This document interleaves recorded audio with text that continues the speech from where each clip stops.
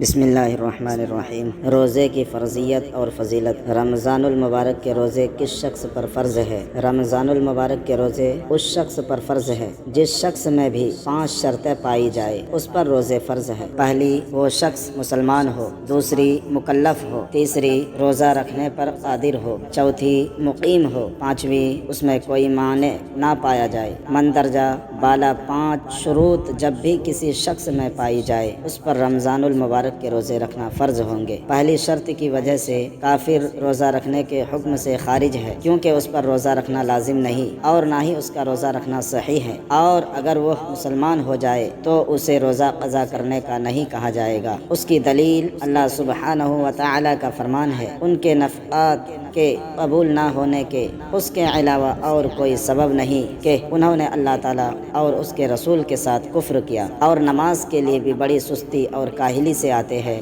اور خرچ بھی برے دل سے ہی کرتے ہیں۔ سورہ توبہ آیت نمبر 54۔ جب ان کے کفر کی وجہ سے ان کے نفقات قبول نہیں تو پھر خاص عبادات تو بدرجہ اولا قبول نہیں ہوں گی، اور اسلام میں داخل ہونے سے قبل والے روزوں کی قضا ادا نہیں کریں گے، کیونکہ اللہ سبحانہ و تعالیٰ کا فرمان ہے، آپ کافروں سے کہہ دیجئے کہ اگر وہ اپنے کفر سے باز آ جائے تو ان کے پچھلے سارے گناہ بخش دیے جائیں گے۔ اور نبی مکرم صلی اللہ علیہ وسلم سے بھی تواتر کے ساتھ ثابت ہے کہ جو شخص بھی مسلمان ہوا، آپ نے ان کے کفر کی حالت میں رہ جانے والے واجبات کی ادائیگی کا کبھی حکم نہیں دیا۔ یہاں ایک سوال پیدا ہوتا ہے کہ آیا کافر جب وہ مسلمان نہ ہو تو اس کو روزہ نہ رکھنے پر آخرت میں سزا دی جائے گی؟ تو اس کا جواب یہ ہے کہ جی ہاں، اسے اس کی اور اسی باقی سب واجبات ترک کرنے پر سزا دی جائے گی، کیونکہ جب مسلمان جو کہ اللہ تعالیٰ کا مطیع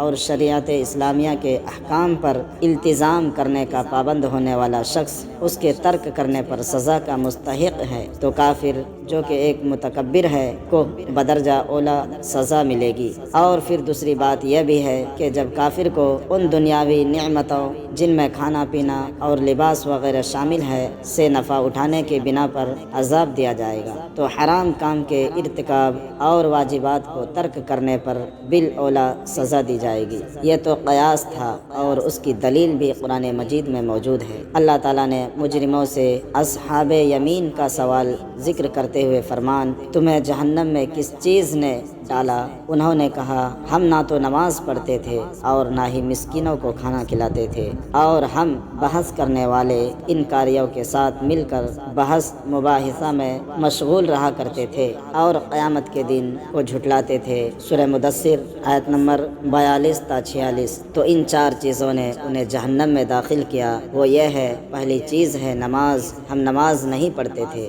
دوسری زکوٰۃ ہے، ہم مسکینوں کو کھانا نہیں کھلاتے تھے۔ تیسری اللہ تعالیٰ کی آیات سے استہزاء اور مذاق، ہم بحث کرنے والے انکاریوں کے ساتھ مل کر بحث مباحثہ کرتے تھے۔ چوتھی، روز قیامت کی تکذیب، اور ہم روز قیامت کو جھٹلاتے تھے۔ دوسری شرط مکلف ہو۔ مکلف وہ ہوتا ہے جو عاقل اور بالغ ہو، کیونکہ بچہ اور مجنون مکلف نہیں۔ 3 اشیاء میں سے کسی ایک کے بھی پائے جانے پر بلوغت حاصل ہو جاتی ہے، اور عاقل وہ ہے جو مجنون نہ ہو، یعنی اس کی عقل صحیح ہو، بے عقل نہ ہو۔ اس لیے جو بھی بے عقل ہے وہ مکلف نہیں، اور اس پر دین کے و احباب و فرائض، نماز، روزہ وغیرہ کوئی بھی چیز واجب نہیں ہے۔ تیسری شرط، اسے قادر ہونا چاہیے، یعنی وہ روزہ رکھنے کی طاقت رکھتا ہو، اور وہ شخص جو روزہ رکھنے سے عاجز ہے اس پر کوئی روزہ نہیں، لیکن وہ اس کی قضا کرے گا۔ اللہ سبحانہ و تعالیٰ کا فرمان ہے، ہاں جو بیمار ہو یا مسافر ہو اسے دوسرے دنوں میں یہ گنتی پوری کرنی چاہیے، لیکن یہ عجز اور قدرت نہ رکھنا 2 قسموں میں تقسیم ہوتا ہے، دائمی اور مستقل عاجز اور غیر مستقل عاجز۔ مندرجہ بالا آیات میں غیر مستقل عاجز کا بیان ہے، مثلا وہ مریض جس کے شفا یاب ہونے کی امید ہو یا مسافر، تو ان کے لیے روزہ چھوڑنا جائز ہے۔ لیکن وہ فوت شدہ روزے بعد میں رکھیں گے۔ دائمی اور مستقل عاجز یعنی مثلاً وہ مریض جس کے شفا یابی کی کوئی امید نہیں اور وہ بوڑھا جو روزہ رکھنے سے عاجز ہو، ان کا ذکر مندرجہ ذیل فرمان باری تعالیٰ میں ہے، اور جو اس کی طاقت رکھے وہ ایک مسکین کا کھانا دے دے۔ حضرت ابن عباس رضی اللہ تعالیٰ عنہما اس کی تفسیر کرتے ہوئے کہتے ہیں، جب کوئی بوڑھا مرد اور عورت روزہ رکھنے کی طاقت نہ رکھے تو ہر دن کے بدلے میں وہ ایک مسکین کو کھانا کھلائے۔ چوتھی شرط مقیم ہو، اگر کوئی شخص مسافر ہو تو اس پر روزہ رکھنا واجب نہیں، کیونکہ اللہ تعالیٰ کا فرمان ہے، اور جو مریض یا مسافر ہو وہ دوسرے دنوں میں گنتی پوری کرے۔ علماء کرام کا اس پر اجماع ہے کہ مسافر کے لیے روزہ افطار کرنا جائز ہے، اور مسافر کے لیے افضل یہ ہے کہ وہ آسانی والا کام کرے۔ اگر تو اس کے لیے روزہ رکھنے میں کوئی نقصان ہو تو مسافر کے لیے روزہ رکھنا حرام ہے، کیونکہ اللہ تعالیٰ کا فرمان ہے، اور اپنے آپ کو قتل نہ کرو،